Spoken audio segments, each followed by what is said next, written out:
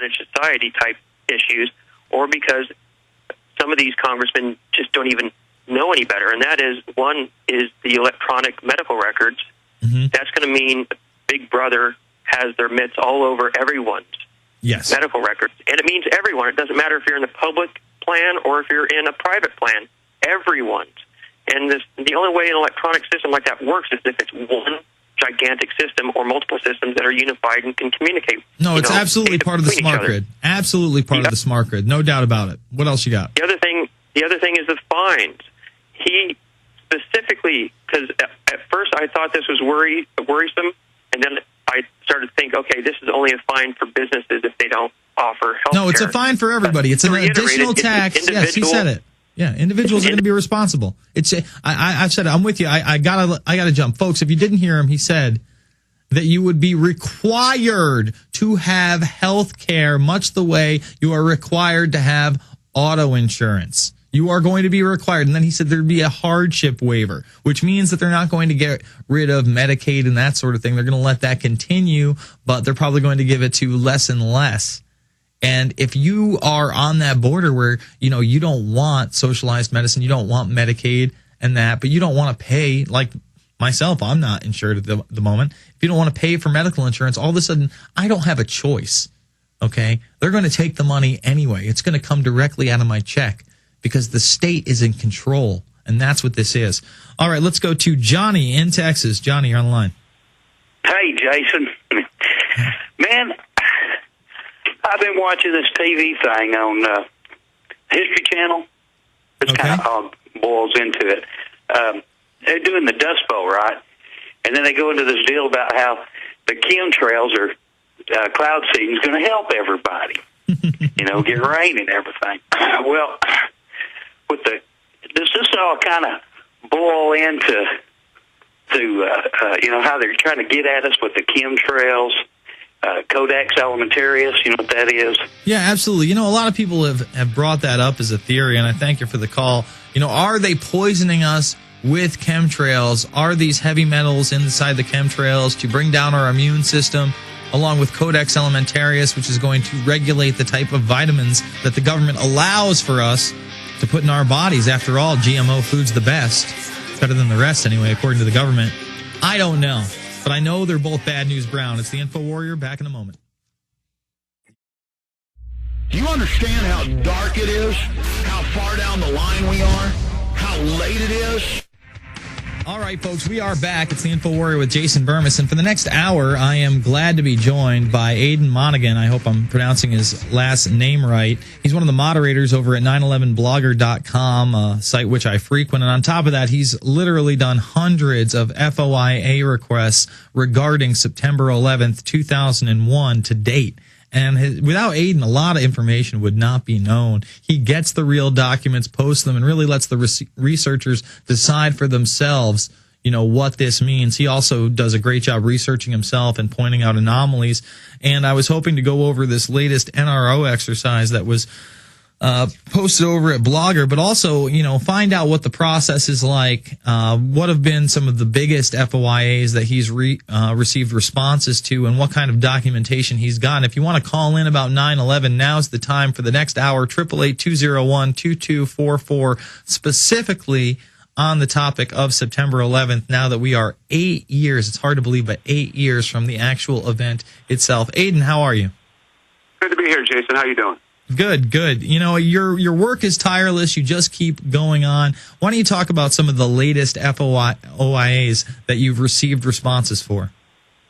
Yeah, thanks for having me. Currently, my current interest is in a lawsuit with the Federal Bureau of Investigation, FBI, for hopefully some of the records that might put some of the major issues of 9/11 to sleep once and for all. For example, what happened at the Pentagon. Hopefully, information that could be obtained regarding alleged phone calls made from the aircraft that day, and other records of interest to me also. Let's talk about the phone calls for a minute, because when I was going through this latest posting on the NRO exercise, beforehand it was really vague what this NRO exercise was. We had seen mainline reports that this was John Fulton and his team from the CIA in the National Reconnaissance Office, and that it started at 8:45 in the morning or 8:46 in the morning, just as the first attack happened. Now, when you actually look at the drill, it's not around the first attack, but it certainly almost coincides with the Pentagon attack, and it happens at 9:32. Now, the official story, of course, is that the Pentagon was struck at 9:36, but multiple clocks which just suddenly stopped. They didn't stop at 9:36. They stopped at 9:32. We can get into that issue. But you read through this thing, and a lot of the quote-unquote exercise inputs, first of all, I mean, they have a faked black box recording, which I thought was pretty amazing. I mean, they record a black box recording. They actually have the dialogue right here.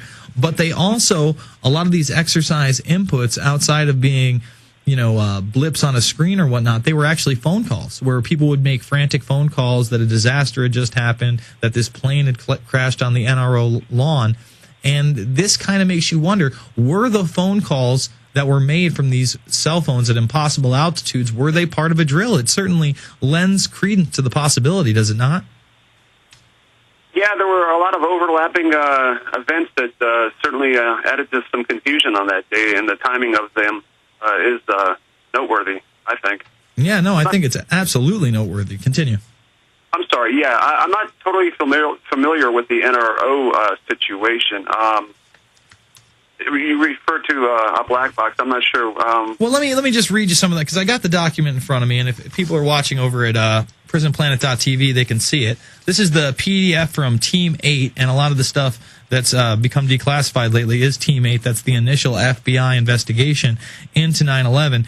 And right here in front of me, from 9:24 to 9:32, they have a black box recording of an emergency that happens. They even give like a little scenario of what the two pilots did before they got on the plane. This is just a plane crash. This isn't a hijacking, but it's happening again right as the Pentagon gets struck. And it's right around the corner, by the way. It's outside of, I think it's supposed to happen 4.2 nautical miles south of Dulles within the NRO compound right here.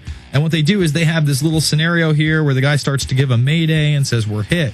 And meanwhile, while this is all happening, here's another card. They all have little input cards where they read, "Hello, this is John Fulton. There's been a crash of a small aircraft." We'll talk about that and much more with Aidan Monaghan. It's the InfoWarrior with Jason Bermas, prisonplanet.tv, Infowars.com.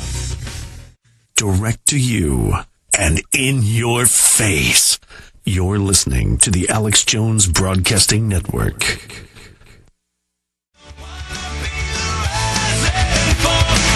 We are talking 9/11, especially these FOIAs, Freedom of Information Act requests, that, you can force the government to disclose some information. Most of the time you do get stonewalled, as is the case with Aidan and many others out there. But a lot of times they really do reveal a lot of interesting and worthwhile information. You were talking about you trying to find out the specifics of some of the calls that took place that day. Bring us through that process. Sure. Via Freedom of Information Act requests, I'm currently trying to have the Department of Justice, FBI, produce the evidence that they have relied on to establish the existence of these phone calls, these alleged phone calls. There is confusion about whether there were cell phone calls or CPAC phones, aircraft CPAC phone calls, and I just think it's time for the Department of Justice to produce this source information to hopefully put some of these controversies to rest. Well, let's talk about one of those controversies. I mean, we have the Barbara Olson phone call. Okay, Barbara Olson, a CNN correspondent who is married to Solicitor General Ted Olson at the time. And it was widely reported throughout all of mainstream media, whether you were watching Fox, NBC, ABC, CBS, that she had successfully made 2 cell phone calls to her husband describing that people had been herded to the back of a plane and that hijackers had taken over. And that somehow, some of the reports had even said that somehow she was already aware of what happened at the Twin Towers, that planes had hit the World Trade Center. Now, according to David Ray Griffin, and I must be honest, I have not seen the documentation regarding this, the FBI has now said that these phone calls never took place, and in actuality, she tried to call him but was unsuccessful in doing so. What's your take on that? An interesting discrepancy, to say the least. I I know that these model aircraft were designed to contain these seatback airphones, these GPE airphones. Whether these particular aircraft had those or not, I'll hopefully be able to find out, because I've also requested in my my lawsuit with them information that might demonstrate that the planes did or did not have these seatback airphones on board them. Now let's talk about some of your successes over the last few years. When did you first start doing this? And in your mind, what are some of the most important documents that you have gotten the government to actually disclose? I started about 2 years ago. I was hopefully trying to have the DOJ, FBI produce records that demonstrated that they collected evidence of aircraft wreckage from Shanksville and the Pentagon.